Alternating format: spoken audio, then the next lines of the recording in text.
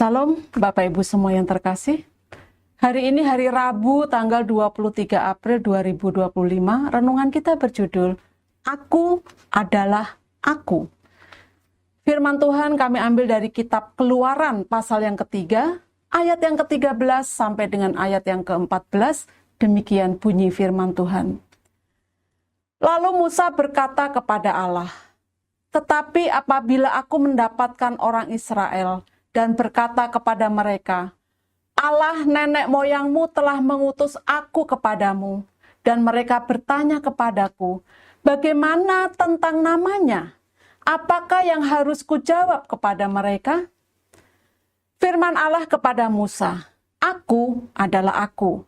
Lagi firman-Nya, "Beginilah kau katakan kepada orang Israel itu, Akulah Aku telah mengutus aku kepadamu." Pada waktu Musa diutus Allah untuk membawa bangsa Israel keluar dari Mesir, ia merasa kebingungan bagaimana ia dapat meyakinkan bangsa Israel jika mereka menanyakan tentang nama Tuhan yang telah mengutus dia. Allah menjawab, "Beginilah kau katakan kepada orang Israel itu, Aku adalah Aku. Akulah Aku telah mengutus aku kepadamu." Dengan demikian, Allah tidak memperkenalkan dirinya dengan sebutan seperti kebiasaan bangsa pada waktu itu menyebut sesembahan mereka, seperti Dewi Asitoret, yaitu Dewi kesuburan dan cinta, Dewa Molok, yaitu Dewa penghancur, ataupun Dewi Artemis, yaitu Dewi kelahiran dan kesuburan. Allah memperkenalkan eksistensi dan keberadaan dirinya dengan sebutan Aku adalah Aku atau Akulah Aku.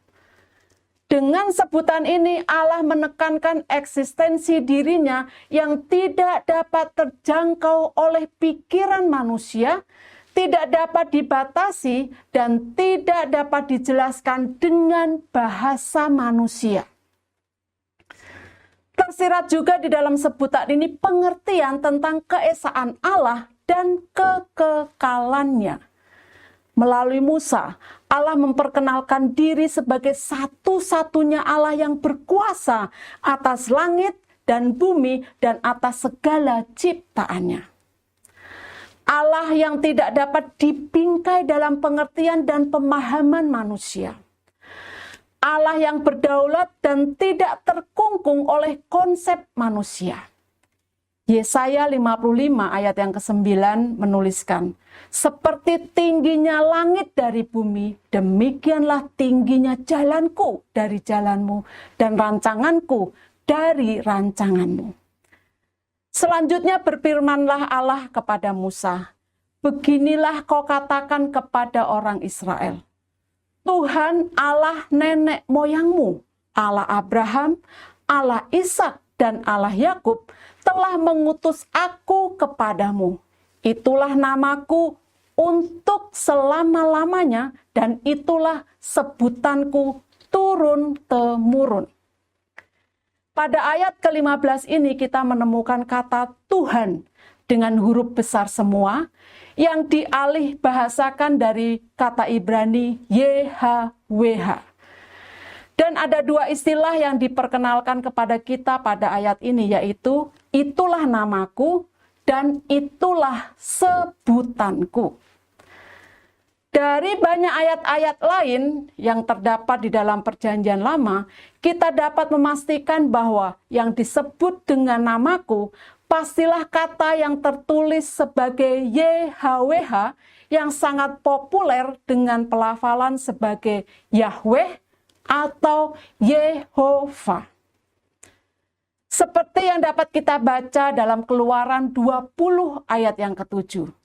Nama Allah sesembahan bangsa Israel adalah Tuhan atau YHWH. Jangan menyebut nama Tuhan Allahmu dengan sembarangan, sebab Tuhan akan memandang bersalah orang yang menyebut namanya dengan sembarangan. Atau dapat kita baca juga di dalam kitab Yesaya 42 ayat yang ke-8. Aku ini Tuhan, itulah namaku. Aku tidak akan memberikan kemuliaanku kepada yang lain atau kemasyuranku kepada patung. Allah tidak pernah berubah dahulu, sekarang, dan selama-lamanya.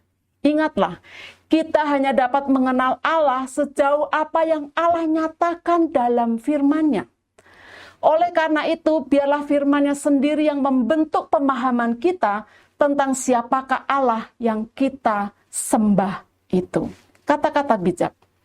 Mengenal Allah yang benar menjadi semakin penting karena banyaknya penyesatan di dunia ini. Bapak Ibu, mari kita berdoa.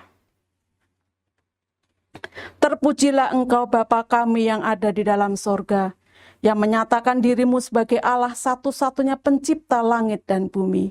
Dalam nama Tuhan Yesus aku bersyukur. Amin. Tuhan Yesus memberkati kita semua. Amin.